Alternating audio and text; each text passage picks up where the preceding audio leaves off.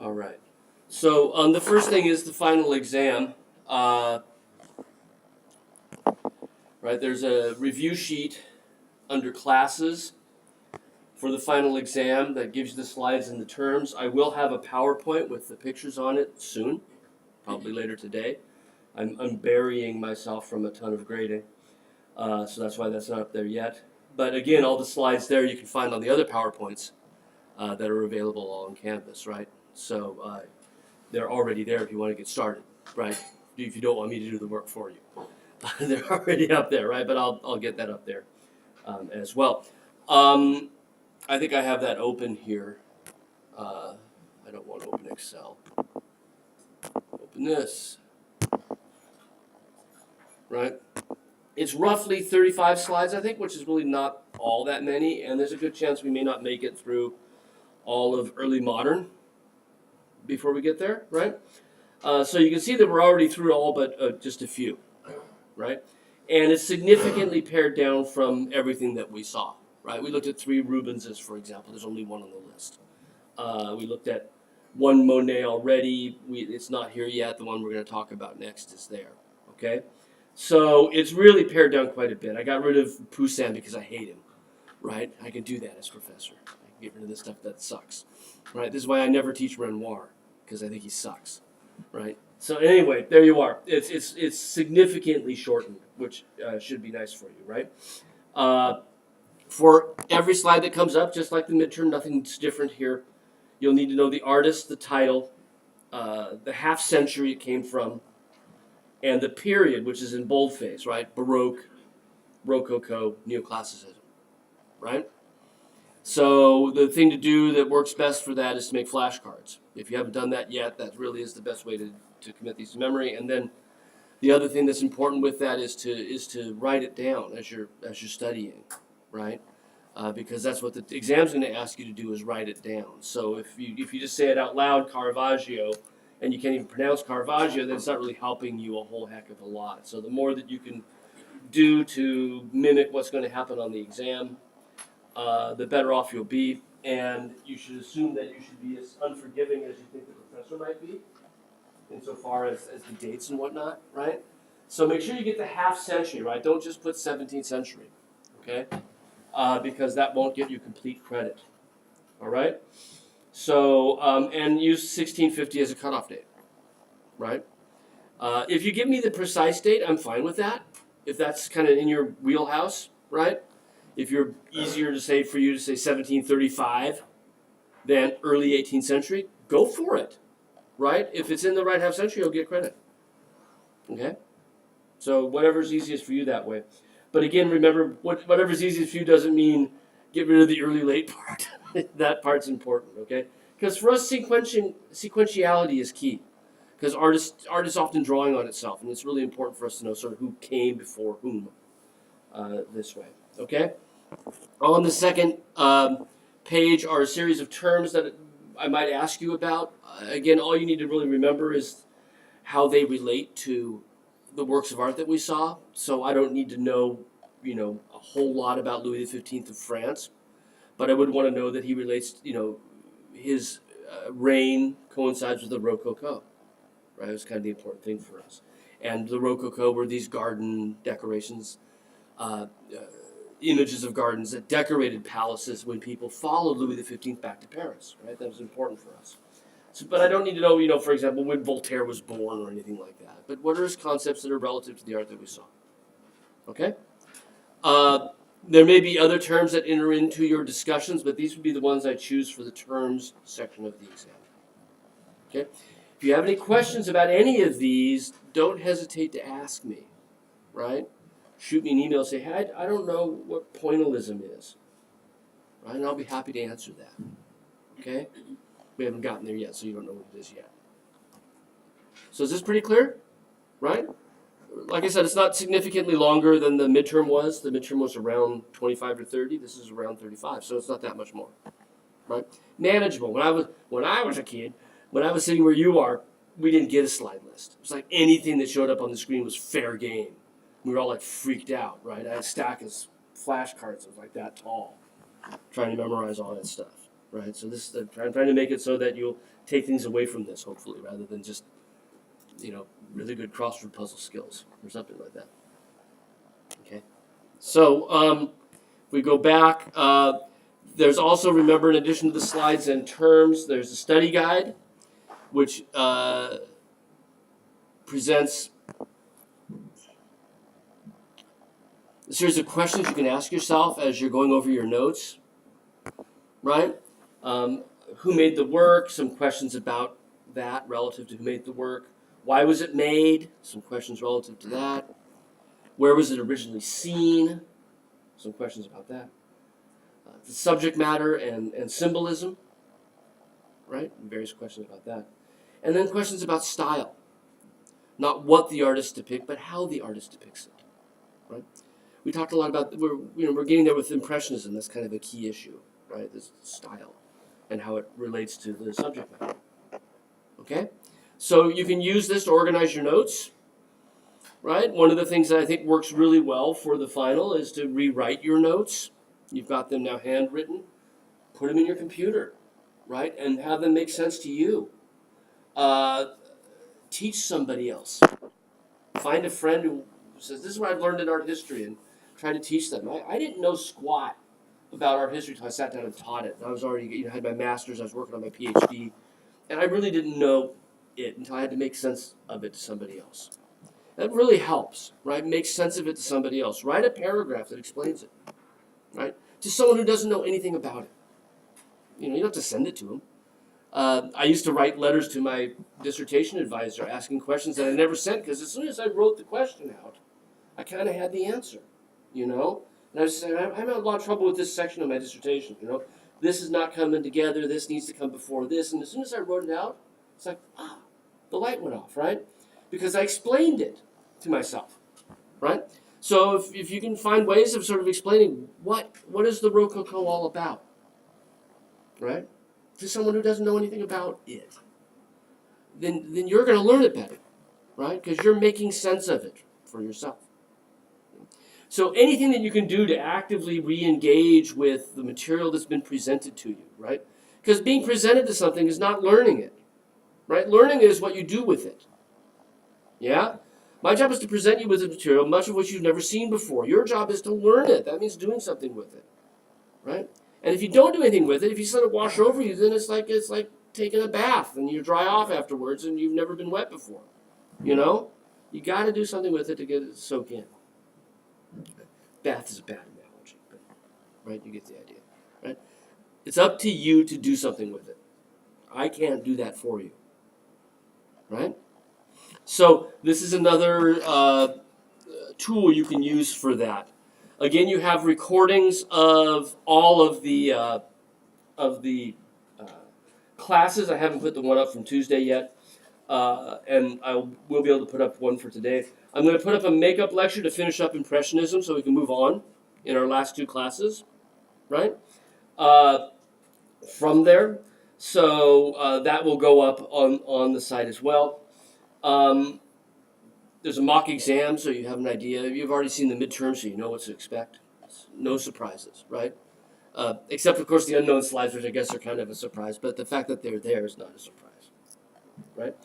And with the unknowns, what you can do is just go through every artist on the list and do a Google image search, right? Put in Jacques-Louis David. See every Jacques-Louis David that ever showed up, right? But I'm going to be choosing really obvious examples. I'm not going to try and trick you, right? The point of the exam is not how smart I am. It's what you've learned, right? Or how clever I can be, right? It's really more trying to gauge what you've learned, right? What you've done with the material that you've been presented. Any questions on that? Right? Our final date is what? Monday the 6th at 9 a.m., right? The exam will probably time at about an hour and 15 or so, max, right? Somewhere between an hour and 15. We have a 2.5 hour slot, and that means that you can take 2.5 hours if you want to, right? I'll have grading I'll be doing, or a book to read or something like that while you're writing. If you need more time to write, you can take it, right? I refuse to give you a full exam that takes 2.5 hours timed, because at a certain point you shake out, right? The ladder is established. You sort of hit where you are, and more questions is just beating you, right? Kicking you while you're down, if you will. And so after about an hour and 10, you've gotten to the point where you're going to be. You've established what you know. And after that, it's just like, I'm going to make you write more. I really want to hurt your hand. I give you carpal tunnel, right? Or something like that. That's not the point. Okay? So at the end of the exam, you can leave if you're done. But I recommend writing as much as you possibly can, right? Describe what you're seeing and use the description to analyze, especially in the longer essays, right? Don't leave things blank. Unlike nursing, for example, health sciences, right? Wrong answers in the humanities don't hurt anybody. So it's okay to put in the wrong answer, right? There are some disciplines where a wrong answer is worse than a no answer. And art history ain't one of them. Any questions about the exam stuff? Okay. I'm going to spend the majority of the rest of the class going over the research assignment, and we're going to do a little exercise on formatting footnotes. We'll talk about those as well. So remember that we're now to the final paper section, which is a healthy hunk of this part of your grade. There are two things here that I am going to be going over today. Using direct quotes, which we'll see later, and the term paper template, which is here, which you can use, right? Which also gives sort of narrative instructions on each of the different parts. Okay, so we'll be looking at those as well, but I have them already pulled up as Word documents, right? As well as the final paper assignment. So I'm going to go here to the Word documents. Keep hitting that Excel button. Here we are. And I highlighted a few things, right? So can everybody see this in the back? Is that too small, McKenna? Can you read it okay? Okay, brilliant. So a 6-page essay that talks about your work of art written for a scholarly audience, right? So you should assume who I am. I'm the only one reading this thing, right? You don't have to tell me what the Renaissance was. You know what I mean? The Renaissance, a term that's used for a rebirth of Italian. It's like, yes, I know that, right? You're focusing on a work of art, and so you should assume who your audience is, right? Which is somebody who knows something about the field, right? A scholarly audience. The contents of your paper should be based on your research, using sources from the preliminary bibliography and the progress report, plus anything else you might have found. You are not limited to the stuff that was on your preliminary bibliography. I'll talk a little bit more about that in a second, right? 6 pages means double-spaced. It means no padding, right? It's very easy to make a 500-word essay into 6 pages, because you can change the font to 14, right? You can change the margins to 2 inches. You could put a double break between each paragraph with a nice big white spot there, right? Don't do that, right? 6 pages means 6 pages, okay? It doesn't mean 5 pages in one sentence. Whew, I made it, right? It should be the bulk of 6 pages, okay? That does not count the cover sheet. That does not count the works cited page. And that does not count the illustrations, okay? So don't embed your illustrations in the text to get it up to 6 pages, right? Believe me, I know. Don't play me for a sap, right? I've been doing this longer than most of you have been alive, okay? I know the tricks. I've used the tricks. Actually, I couldn't. We didn't do desktop publishing when I was writing these things, okay? As you're doing research, continue to use focused scholarly sources. Don't use websites. Don't use broad overviews. Right? You should be looking for focused scholarly sources. So if you're doing something on Impressionism, you should be looking for books on Impressionism, on 19th century French art, not Gardner's Art Through the Ages. Right? Because Gardner's Art Through the Ages, while it might be a great place to find your bearings, get a little bit of overview, that's not written by a specialist in 19th century French art. Right? So that's what you should be looking at. This is college level research. Okay? Websites are out, period. JSTOR doesn't count. Grove's Art Online doesn't count, right? Those are databases. That's different. They're available through our library, right? There's like libraries in and of themselves. But Billy Bob's art site is out, right? If you have any questions, if you think you've got a website that actually ought to be considered, talk to me. By that I mean electronically, email me. Hey, what about this website? On a case, for example, a museum's website might be helpful. However, most of that material can be found in a scholarly source. And if all you're relying on is the stuff that you can get at 11 o'clock in your jammies the night before it's due, I can see through that. I know what you're doing. That is not a dedication to the task at hand. That does not merit anything higher than a C. Right? It's not outstanding. It's not excellent. Okay? So, think about that. Aim for focus rather than including all the information you've discovered. Right? Remember, and this is absolutely key, the work of art is your focus, not the artist. This is not like I don't know, I did this in grade school and high school book report, where you give me 2 pages on the biography of the artist, none of which has anything to do with that particular work of art. Right? You're focusing on, you're trying to analyze a work of art. Now, for a few of you, very few of you, the biographical information on the artist might help us understand the work better. But I would say for 99% of you, maybe 90% is better to use with a class of 20, right?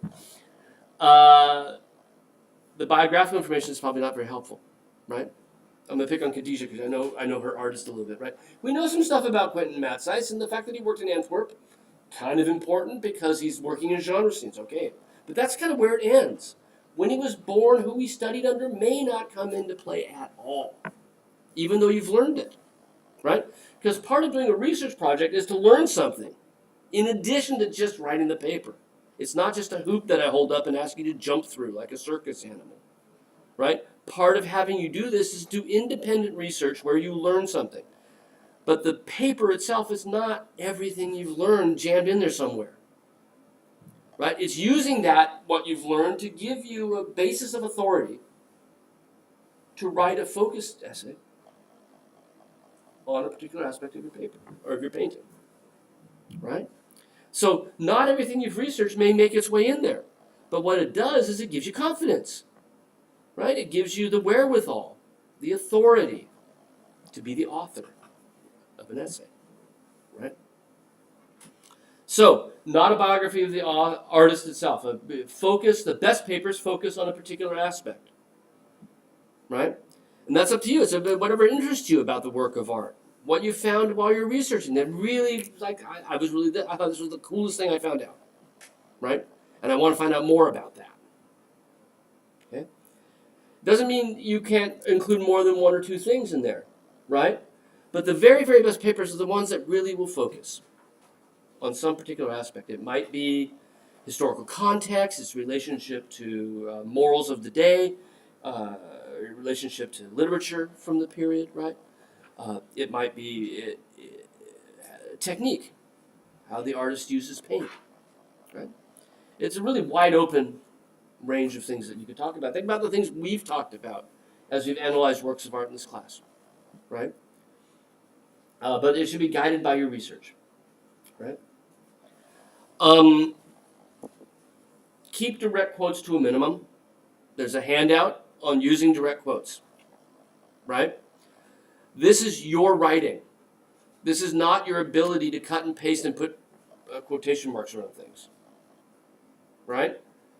If you're going to use a direct quote, you better have a good reason for it. And that reason, it better be something other than, I didn't want to write that, right? It should be evidence, the direct quote. Should be evidence that helps us to understand something about your picture better. Now, for many of you, some of you, if you've got a more modern artist, we might have quotes directly from the artist. That'd be very, very helpful.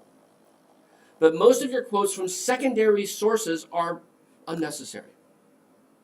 That doesn't mean you don't want to footnote the source if you're relying on a particular interpretation that someone came up with, right? Particular evidence that only one author presented. Then you would want to footnote that. but you don't have to use their words. Part of having a term paper is to see you write, to help you practice with your written communication. This is a skill you're going to need outside of an art history class, is the ability to express yourself in words. Right? Writing cover letters for jobs. This is actually helping that skill. But if you quote other people and there's only a few words from you connecting the different quotes, and I see this every semester, that's not going to help you get better at writing. Okay, so think about this as a way of practicing your written skills. Now, if you have trouble writing, if it really is a pain for you, get your paper done early next week and go to the CTL, right over in Rowley. They've got writing people. They can help you. If you choose to do that, and I highly recommend that you do, you're paying for it, right? That's a hunk of our annual budget, and our annual budget is your tuition, right? So you're already paying for it, use it. If you do, take a copy of the assignment with you. You don't want someone giving you advice on your paper if they don't know what you were asked to do, right? So they might come back with, oh, you need more artistic biography. No, the professor said don't, right? So take a copy of your assignment with you if you do go. Print one out and bring it with you. Okay? You're going to email me your essay as a Word document, right? So save it as a Word doc. Those of you who are Macs, right? I cannot open Pages, okay? So use Pages to save as. I don't even use Pages. So I don't know where the command is, right? Save as a Word doc. And you guys have all done this before because you did it with your worksheets, so it's old hat by now, right? Save it as a Word doc and send it to me.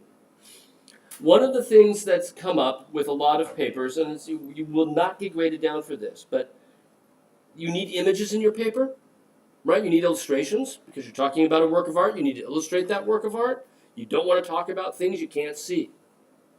I can't see, right? Even though you assume I know it, you need an illustration, right? Some illustrations, when you've downloaded them from the internet or yanked them off of my PowerPoint, might be kind of big, right? By that I mean many, many megabytes, right? You can shrink the pictures without shrinking the dimensions by making it fewer pixels per inch. It's very easy.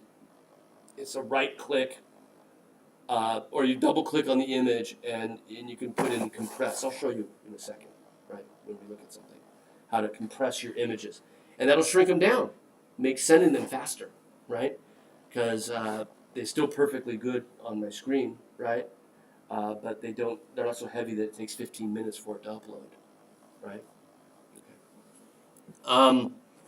Don't plagiarize. I catch somebody every semester and I will report you, and if it's the second time, you'll get kicked out, right? So if you've been reported once, you're already on thin ice, right? So do not plagiarize. Do we have any questions about what plagiarism is? Any quote that isn't in quotes is plagiarism. Any section of text where you've changed one word, but the rest of it is somebody else's, that's plagiarism, right? Plagiarism is presenting someone else's work as if it were your own. It's lying, plain and simple, right? It's academic cheating, and it will be reported as such, okay? I've probably read most of what you guys are reading for your papers at one point or another. In preparing for these classes over the many years I've been teaching, I've probably read that stuff before. Certain phrases I remember, and it's really easy with student papers, with anybody's papers, to tell when all of a sudden you've slipped into a kind of language that I know is not there in the rest of your paper. $10 words for $2 concepts, you know? I know where those are, right? All of a sudden, that just, boom, it goes off in my head. And all I have to do is go to Google, stick that thing in there, and I'm going to find what you found, right? We also have this thing called Turnitin, where it gauges how much of your text is by you, right? I tend to use that only if I can't quickly find something, but I know something's there, right? Because it looks at your footnotes as well, and that comes up as copied, even though it's not, right? Anyway, don't do it. That's the bottom line, right? I'm not a sucker. I'm not stupid, right? I got a doctorate in this subject. You're not going to pull the wool over my eyes. You're not going to get away with it. I'm not lazy either, right? I'm not just going to give you a grade and I'm not going to just look at the last page, read the conclusion and say fine, right? So don't risk it. Okay, what do you need for this? You need a cover sheet. You need 6 full pages of text. You need footnotes. We'll talk about that today. Illustrations. Works cited page. Right? Yeah. The illustrations, do you kind of want it like worked into the paper? No, like I said, I want them at the end. Oh, a separate. Yeah. Because if they're worked in the paper, then it makes it. I then have to do a word count, Okay. right, to see if we're around 1,200 words, right? 1,200, 1,500 words is 6 pages, double spaced, with the proper margin, right? 250 a page. So I'll show you. There's something here, right, for that. Okay, so this is all on the assignment that's been up there since sort of day one. To answer Gabrielle's question, I have a template that I've made for art history, and this is up there as well, right? That allows you to, what you can do is just type your stuff on this, and it takes care of all the nifty little buggy little formatting issues, right? How do I get the pagination to start on page 2 versus page 1? Well, it's already done, right? Just use this as your template, and you can see here, how should I format the title of my essay? It should be all caps, centered on the cover page, right? What information do I need on my cover page? There it is, right? Just type your stuff in there instead. Use this in lieu of your other one. So download this, get rid of my text, put your text there, right? And this now explains narratively a lot of the things that we've been talking about, okay? Right? Other things that it talks about, right, in this, an introduction is absolutely crucial. A solid introduction, probably the last thing you write, that establishes the focus of your essay, that's your work of art, and the direction you're going to go. What are you going to be analyzing about that work of art? What are you going to try to demonstrate? What are you going to present evidence on? Right? So your work of art ought to probably appear mentioned in the first paragraph. And get rid of fluff like this. I get a paper every semester that says this. Throughout the years, art has inspired people to do great things. You know, and you get a half an introduction paragraph that's just like BS, right? And it's just page filler. Cut to the quick, right? 6 pages might seem like a lot to fill, but if you've done a good research, 6 pages can be difficult on the other end, right? 6 pages can be difficult to curtail it to edit it down to, if you've done good research, right? So don't fill it up with flowery statements about the power of art or the beauty of impressionism, right? Get right to the point, right? Here's this painting. Here's what interests me. Here's what I'm going to say, right? Here's what I plan to demonstrate. Get right to it. When you mention your work of art, you should tell us it's illustration number 1. If you've got another painting that you're using to prove something about it, right? That should be illustration number 2. Right? And it should say so in the body of the text. Right? That's explained here as well. And the illustrations at the end should have captions underneath them at the end. So if you use this format, this matrix, right? By the way, the boldface stuff here is just to alert you. You shouldn't be using boldfaces in your text, right? This is what each of these paragraphs is about, right? It tells you how to use quotes, longer quotes versus shorter quotes. It talks about citations, illustrations, right? Any work of art that you discuss at length or works of art that you present as evidence to make a particular point, you need to illustrate these things. Don't talk about things that your reader can't look at. Bad idea, right? Make references to the illustrations in the body of the paper and number the illustrations sequentially as they appear in the text. So the first illustration that you reference should be figure 1, right? So you shouldn't start off in your introduction saying figure 10. Make sense? It's logical, right? First thing you mention should be figure 1. And since I'm emphasizing the importance of getting to the point, figure 1 should be in your introductory paragraph, right? Your picture, Quentin Matsys' ill-matched lovers, shows us this creepy old guy. Right? Figure 1.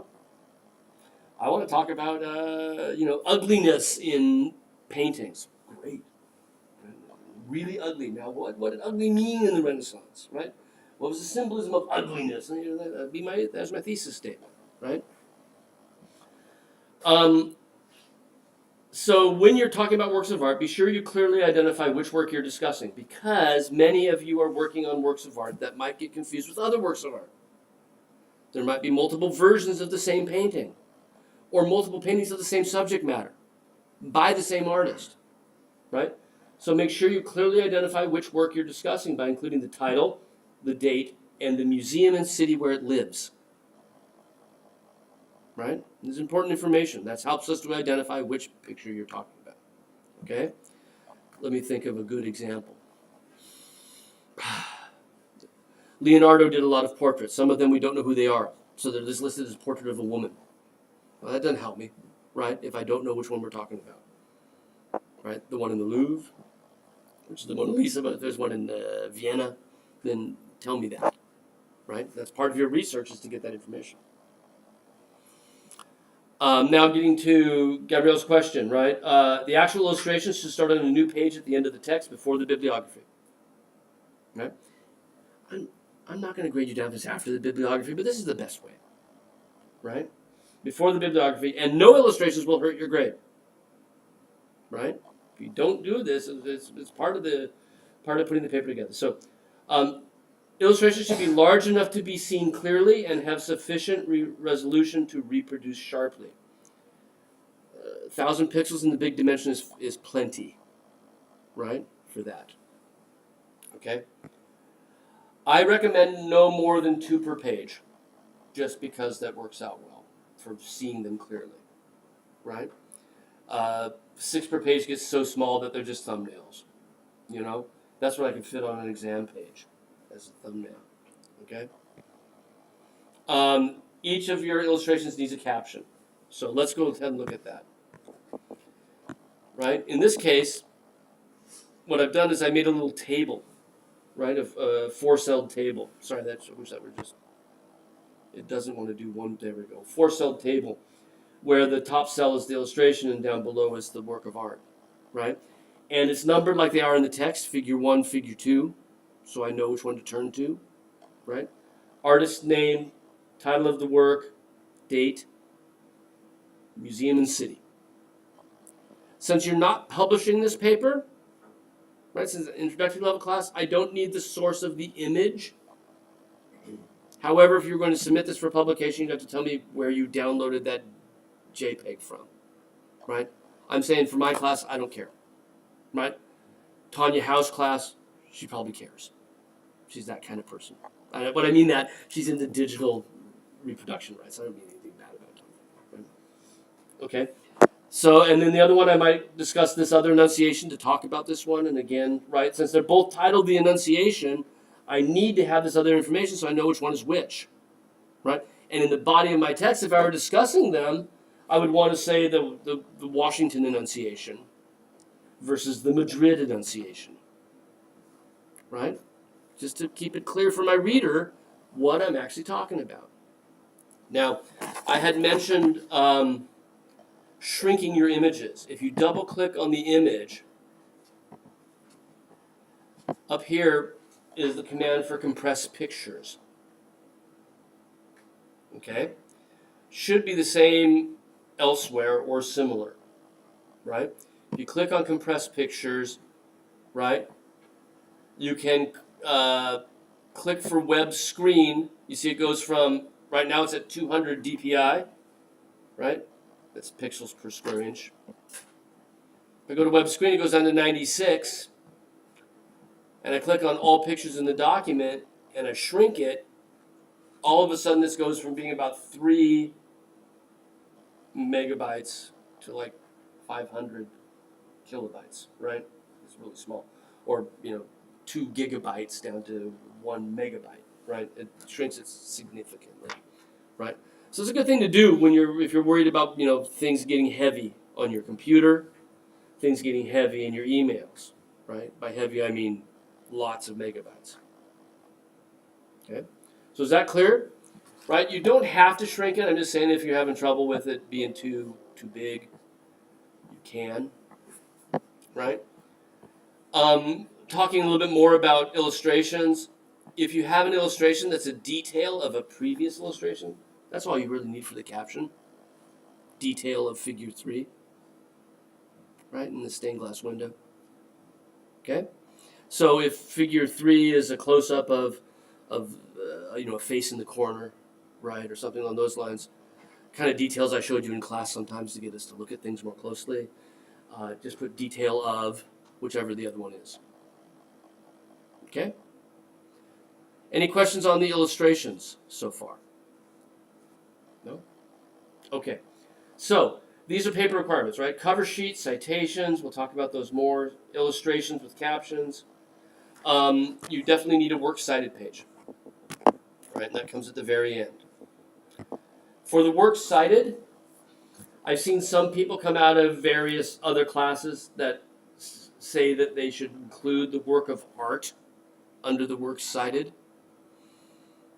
For me, I just want the scholarly works that you've accessed as part of your research, right? Because the illustrations are already there under the illustrations, right? You've got those already, so I don't need to have them listed here, okay?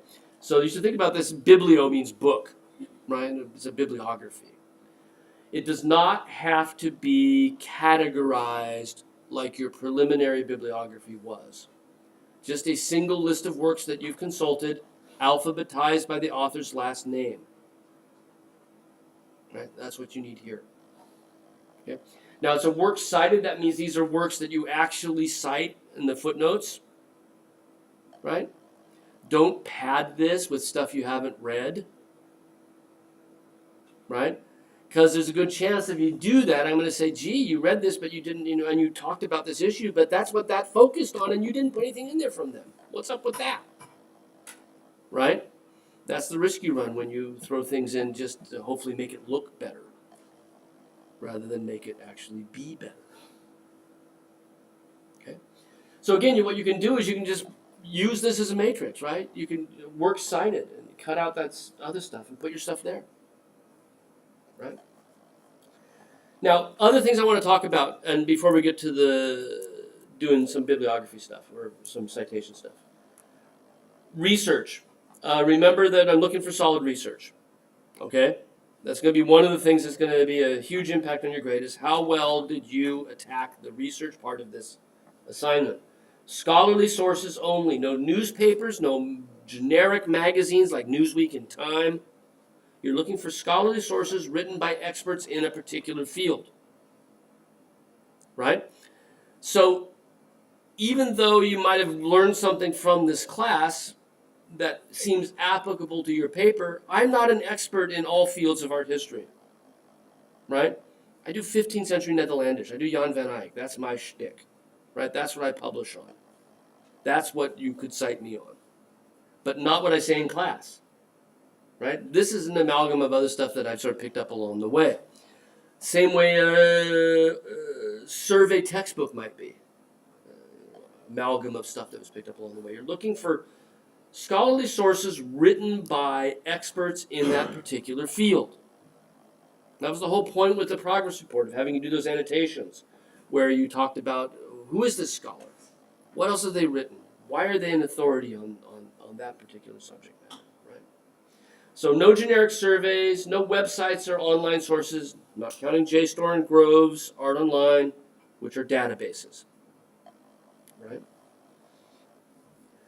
As I'm looking at your research and assessing how well you engaged with that part of the assignment, one of the things I'm going to look at is whether or not every single source you use was available online.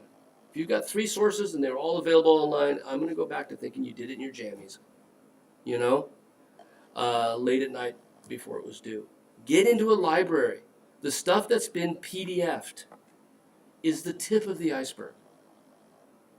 There is so much out there waiting for you as a college student. We pay a lot of money to get these print copies in our library. We pay a lot of money to belong to the consortium, right? To get the stuff sent over to us from Georgetown or American or Catholic, right?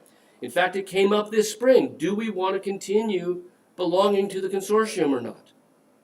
And we gave a resounding yes, but the budget people want to cut that, right?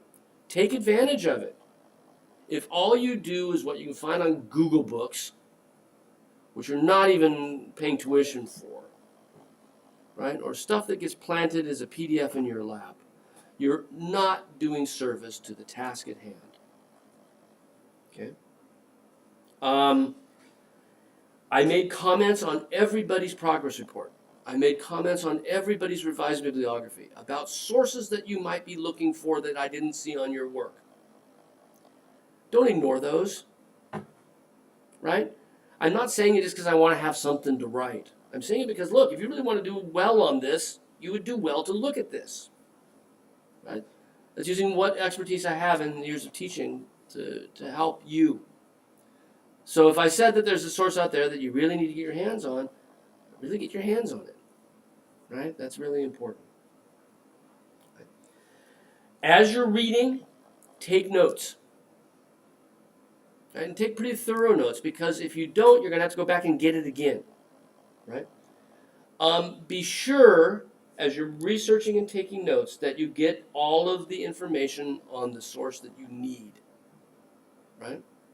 So you might want to write this down, right? For books, you need the author, obviously, or authors if there's more than one.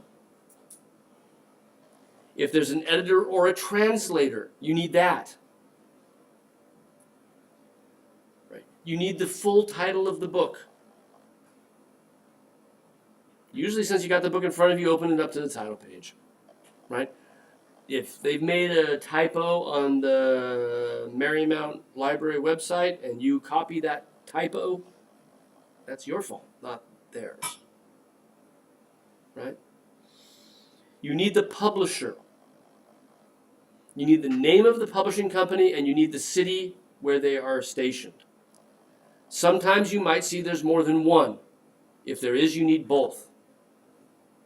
Right? That's for books. Okay? Now, if your book is an anthology where every chapter is by a different author, right? Then in addition to the book information, where you have the title of the book, the editor of the book, any translators, the publisher, and all of that, in addition to that, you need the author of the essay and the title of the essay and the pages, the start and end page of the essay. So when I'm taking notes for a research project, at the top of, and I'm handwriting my notes, or even I'm typing them in, the first thing that goes at the top is the bibliographical information, right? Start and end page. And then as I'm taking notes, I make sure that in the margin, I have what page I found that information on. Because for the citation, whether it's MLA or Chicago, you need the single page on which that information came. Right? So you don't cite the footnote won't cite the entire essay, it'll cite the page where the idea can be found. Right? It's a trail of crumbs for your reader who wants to know more about something and knows where they can find it. Okay? So be sure that you get not only the complete bibliography information, but also make sure that you pay attention to which page you found the information on. Right? My first art history class, I didn't do that. And I'm looking at oh my God. And the night before it's due, I'm going back with my notes, and I'm actually, back then we were using typewriters. I'm handwriting in page numbers because I had to go back to the library and get the book again. Because I hadn't written down the page number that I've got my notes, I got my book, and I'm up till midnight, Just doing that one stupid thing that I should have done in the first place, right? So this will save you time if you're careful taking your notes. Okay, essays in a journal. These are the three basic things you're going to be looking at, right? Books, essays, right? Essays that are found in anthologies, essays in a journal. In an essay in a journal, you need, again, the author If there's a translator, you need that too. You need the title of the essay. You need the start and end page of the essay. You need the title of the journal. And you need the volume number and the date. Most of that can be found on the database that gave you the reference, whether it's JSTOR or Art and Architecture Index. Most of the information can be found right there. But there is no editor usually listed for a journal. I was the editor on a journal for a number of years, right? My name doesn't appear in the bibliography because I didn't have much to do with the essay, right? Okay, so make sure as you're taking notes that you pay attention to what you're looking at and note it as you're going through. Okay, questions so far? A lot of stuff to go over, right? Citations, right? First, what to cite, when to cite. When do you cite a source? Any direct quote, definitely, always, right? Any ideas that seem to be the result of a particular research, right? Any interpretation of meaning. Footnote that. Any data that seems to be contested, and this author is presenting evidence to suggest that no, the date on that painting is this, right? What you don't need to footnote is stuff that you find in every single source. When an artist was born, right? When the Mona Lisa was painted. You don't need to cite that stuff because it's given, right? It's out there, it's general knowledge. But if it's anything that's been contested, if it's anything that's the result of a particular scholar's work, right? That's what you need to footnote. So it's not just limited to direct quotes. If you're getting an idea from somebody else, you need to cite that person, right? That's part of not presenting someone else's work as your own, as if you had done it. Okay? Remember, though, with direct quotes, keep them to a minimum. All of your direct quotes should be evidence that helps to support a conclusion. Because remember that your paper, the 6 pages that you have, right? You're presenting evidence to support a series of claims that you're making about that picture. And one of the things that comes up with this issue of presenting evidence is a vast number of student papers give me claims without any evidence to support it. Even if it's someone else has made the claim, what evidence led them there? Right? If you're having trouble getting up to 6 pages, part of the issue is you're not presenting the evidence. You're just making the claim. You need to support this, right, with the results of your research. Yeah? 6 page, it should be around 6 pages. If you're way, way over 6 pages, then like if you're up to 12 or something, then usually the issue is that you haven't sort of found enough focus, or there's things in there that are repeating, right? Or there's phrases that are using 10 words when 5 would do, you know? That's been my experience, at least, that's usually the case. If you've got 20 pages, you know, then maybe you've got 2 great 6-page papers, and you only need to do one of them. Know what I'm saying? Right? So with your picture, for example, the ill-matched couple, you might have a whole section on its relationship to theatrical productions, and a whole section on images of the grotesque, which we talked about before. And maybe each one of them is 8 pages long or something, but take one of them then. Make that the focus of your paper, right? The paper does not have to be encyclopedic, right? It does not have to present everything you've learned. Because part of learning, I hope, right? Part of knowledge is sort of, it's kind of cool to learn stuff, right? That's why I still teach, is because I like learning about these things. You know, I like looking back at them and thinking about them again and learning something more. And I would hope that if you're in college, it's more than just getting a job, right? If that's all you want, then there's Strayer for you. You know what I mean? There are technical schools. A college, a university is about the universe of information, right? The universe of knowledge that's out there available to learn, right? Why do we have a core curriculum? Because we think that there's more to education than technical schools do, right? That it's not just career prep, it's personality prep, right? It's citizenry prep, right? So if you're way over, there you are. That's the way to get it back down. But no, if you're running around 8 or something, that's not going to kill you or anything like that, right? But if you get around 12, then have some pity on me. I've got 21 papers to read, and if everybody goes twice as much, then I've got that much more reading to do, and I'm going to bring it up that much later. Okay. Okay, when and what to cite. Direct quotes, any result of someone else's research. Their analysis, interpretation, their opinions, right? Where do you cite? The citation, whatever form you use, footnotes or MLA, goes at the end of the sentence. Right? I think MLA puts it inside the punctuation, so before the period. Chicago puts it after the period. So if you're using the numbers, the footnote numbers, they go after any punctuation at the end of the sentence. Not in the middle of it somewhere, not at the start. Okay. How to cite. Use your word processor's function. Many people increasingly are used to the way that Wikipedia cites. Wikipedia will use the footnote number 1 5 times in an essay because footnote number 1 refers to source number 1. But that's not the proper way to do it. That's their house rules, right? Footnote number 1 is to the idea, not to the source. Footnote number 2 is to the idea. It might come from the same source.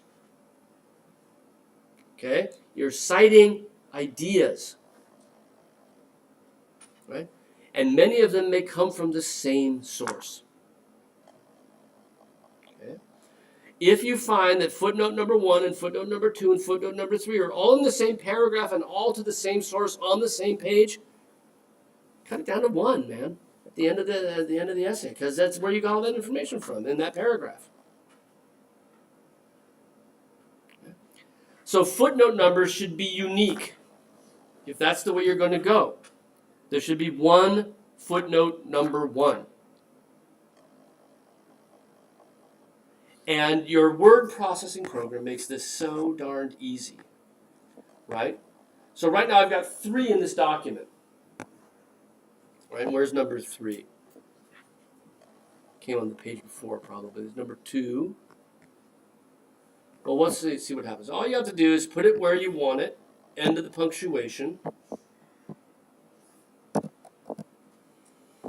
and then you hit references, insert footnote. And you can type it right in there.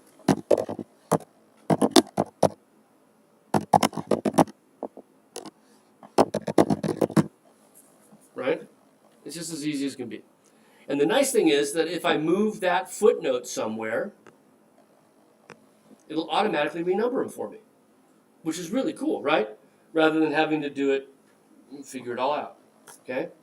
So it's really simple to do Chicago-style footnotes because your word processing program makes it easy for you, right? So now, why do I recommend Chicago-style? Right? I know that in English 101 and 102, they sort of cram MLA down your throat, right? That's what they give you. MLA is Modern Language Association. And it's the little parentheses, right? Author's name, page number, right? Or if you've got 3 books by the same author, then you would have author's name and abbreviated title in the page number, in parentheses, right? Citing where you got that information or where that quote came from. Right. And that works out well enough, but it kind of interrupts reading and also doesn't allow you to comment on the source very well. Chicago is used by all of the other humanities except literature, really. Right? History uses it, philosophy uses it, theology uses it, anthropology uses it, fine arts uses it. Chicago's the standard for everybody else. MLA, Modern Language Association, is the governing body of English and literature. They're the only ones who use it, right? And back in the day, again, when I was where you are, MLA and Chicago were the same thing. MLA went off its own way somewhere in the 90s, right? Now, another thing about Chicago is that it champions authorship. In other words, the most important thing is the author and where they wrote it. Whereas APA, I know a lot of you come out of health sciences, right? APA champions when it was published. Because for science, for health, that's crucial, isn't it? You want cancer studies that are more recent rather than something that's 50 years old. But the humanities, one of the sources I read this year was really great. I love this line. The humanities have an extraordinarily long shelf life. Right? Something written in the 50s can still be very valuable today. Less the case when we're talking about lunar landings, right? Because we hadn't been there yet. That information is not going to be very helpful. Oh no, man will never reach the moon, right? Okay, well, it's 50 years ago this year, right? So, Chicago, we prefer footnotes. They don't interrupt the reading, right? They allow us to cite the author and the book, and if I'm really interested, I'll have to flip to the end to find, oh, look, I'm doing research on this, and I can just go grab that book now, right? So, footnotes are easier, but I don't want you guys fretting over the footnotes. I would rather that you fretted over the quality of the paper, right? The essay should be really good. The footnotes are very important. Citing who we got our information from is extraordinarily important. You have to do that. But if doing Chicago footnotes gets in the way of you writing a good essay, then write a good essay and use MLA, which they taught you in 101 and 102. If you're going to use footnotes, don't use APA, right? That really is not the way to go. It won't be the difference between, it won't turn an A paper into a D paper by any means, right? But you should try to format to Chicago. So with all of that said, what I want to do is do a little exercise in formatting footnotes to Chicago style for our last 15 minutes. But before we do that, any questions on all this stuff you've sort of been hit with today?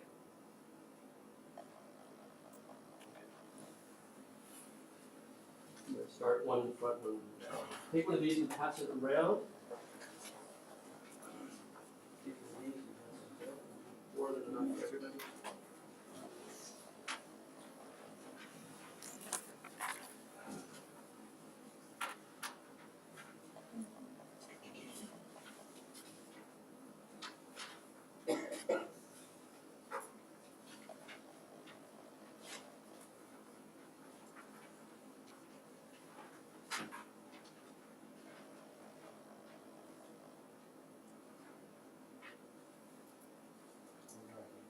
So remember that on the Canvas page for the research assignment, there is a long document on Chicago-style format patterns, right?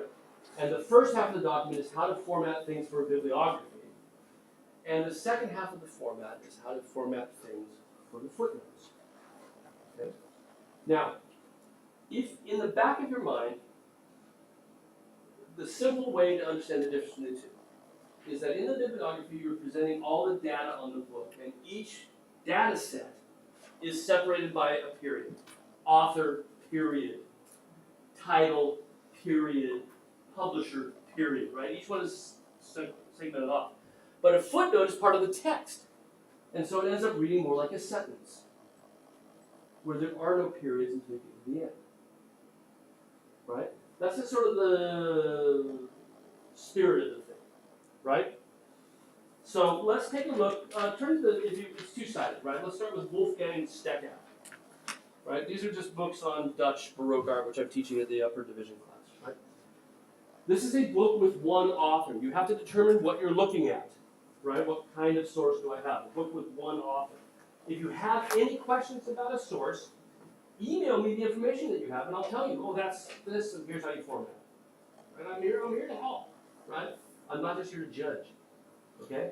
So here's a book with one author, right? What I want you to do is take a second to, there's how you format it as a bibliography, and there's how you format the footnote. Let's go ahead and take a second to do that with your pencil.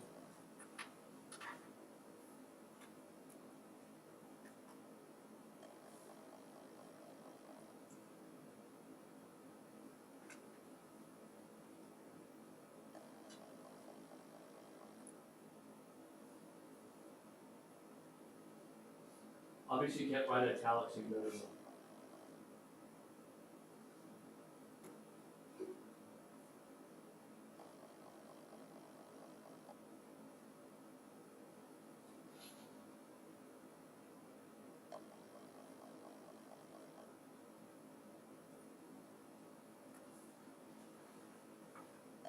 For the footnote, pretend that the number in parentheses is the page that we found, right?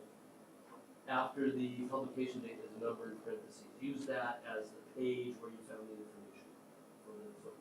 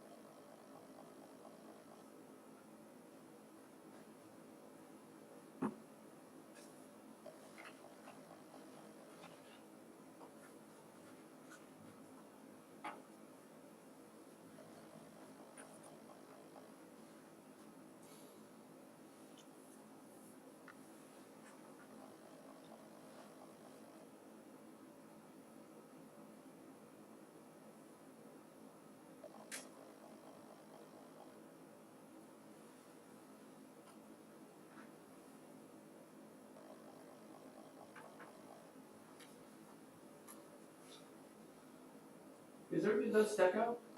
The first one? Yeah, let's start with that. So, the bibliography you've done a couple times over, that should be kind of old hat by now, right? Let's do a footnote for that. So how do we format the footnote? How would I write that up on the page? What's the first thing I write? Help me out. Wolfgang. Great name, isn't it? Wolfgang, and his last name, right? Steckout. So again, it's first, last, whereas the bibliography is last, first. And the reason the bibliography is last, first is because you're alphabetizing it, right? Footnotes aren't alphabetized, so you do it sentence case, right? That means instead of a period after the author's name, you have a comma, right? The Dutch landscape painting, abbreviating just for speed, right? What happens after that?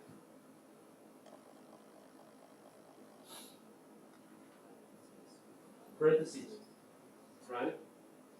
And the city, which is Ithaca, right?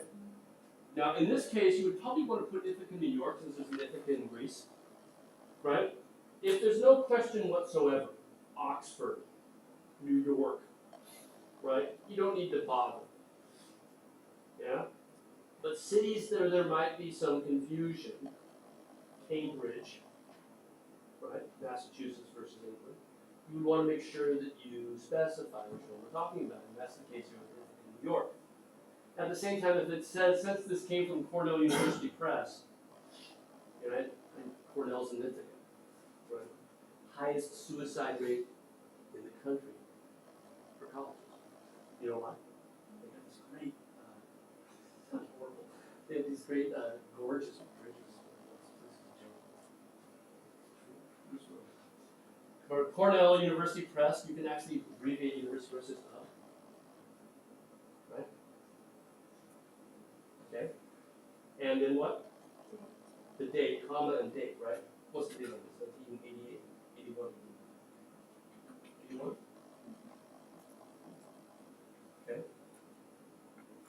comma, and our page number, right? We need the specific page number. Right? So this is why you need to make sure you take good notes, right, as to get the specific page number. Good. Let's look down now at Haugen Leithlon. Right, the bottom one on that same page. Okay. So, this is an essay in a journal. These are the two things that you're most likely to find, right? A book, one or more authors, and an essay in a journal. So take a second and do that, right? Just do the footnote section of that. How would you footnote that?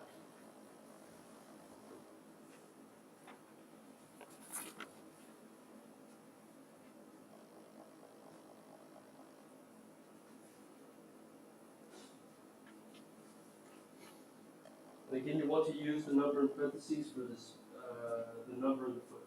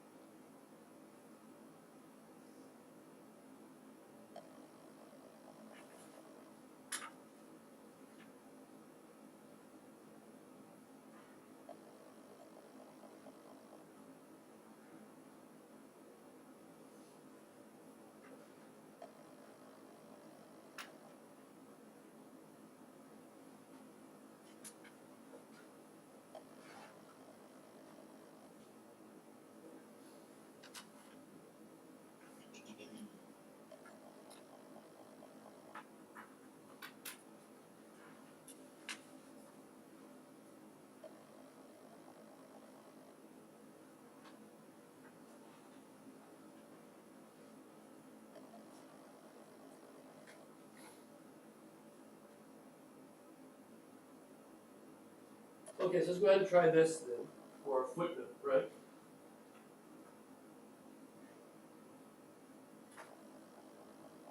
Again, we're always going to start with the author with the first name first, right? And since we're a footnote, we don't have any periods running through it unless there's an abbreviation, right? But otherwise, you're going to have any punctuation periods within this. So what comes next? The title of the article, and how do we deal with that? So let's just, what is it? Dutch landscape urban renewal.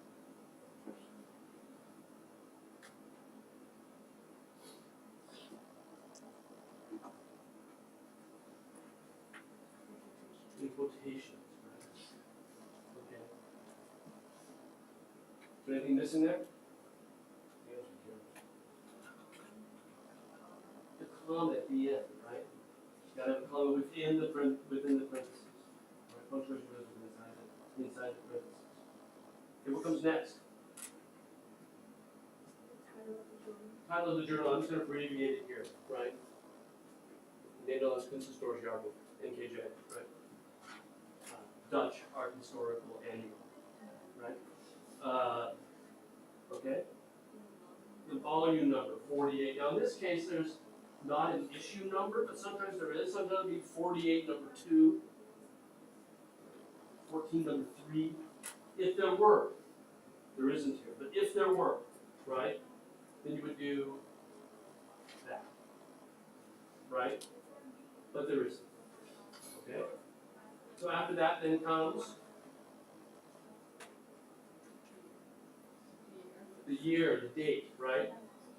And what is this, 1997? And again, sometimes you'll see a specific month given, or even a quarter. So it might say summer 1997. It might say December 1997. Right? If it's there, add it. If it's not, don't bother. Okay? What comes after this? Page number. So what is our page on this? 101. Are we missing anything?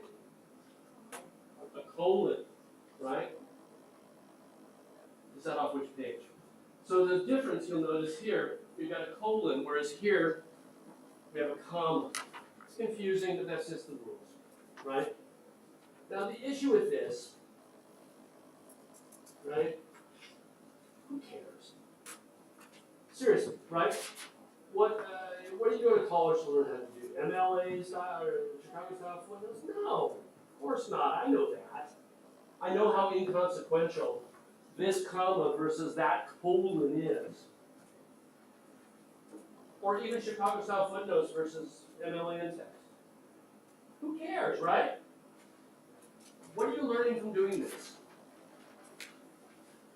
Following directions, you know? Life is full of things where you gotta do it right or it gets sent back to you, like your taxes. You know, it's when you hire somebody, most people hire somebody, I still do ours, and they always get sent back to you. Because I screwed something up, right? I didn't follow the darn directions. And for many of you who go on from this institution where we forgive a colon versus a period or comma, you're gonna be applying for a job out there, right? Job applications come with regulations, they come with rules. You've got to give us all of this stuff, or else we don't consider your application. You don't even looked at, right? If you don't follow the guidelines. So there is something practical that's being learned by doing it well, right? There is a life skill about sort of being given a set of complicated rules and you gotta follow them, right? Take advantage of that. Being detail-oriented, anal-retentive, as some people say, it has its merits in certain places, you know? Especially because like proofreading your own work, right? A cover sheet for a letter that you forgot to put in, you forgot to change the person it was addressed to, and there's that other job that you applied to, and all of a sudden it says it's going to them, and I've done this. Oh crap. And yes, I didn't get caught, you know? Where you don't know how to sort of write sentences. This is what you're learning here. It's how to express your ideas, right? And how to follow grammatical rules. So petty, menial, ridiculous. Try it. Get better at the menial. Life is full of menial jobs. Life is full of pettiness. So, all right. If you have any questions on your research as you're working on it, don't hesitate to ask me questions as you're working. I can't find these books, or I don't understand this part, or I'm looking for more on this topic. I'll be happy to help. Okay? See you guys on Monday. Back in the office. I just want to make sure Okay. that if I artist, you would consider biography as very important. Hassat. Sorry? Hassat. Oh yeah, definitely. Especially with Just like yes, no, that yours makes all thing. sorts of sense. I got you down, Trey. I think. Okay. Yeah. Yes, definitely. But what you want to do is to keep the biography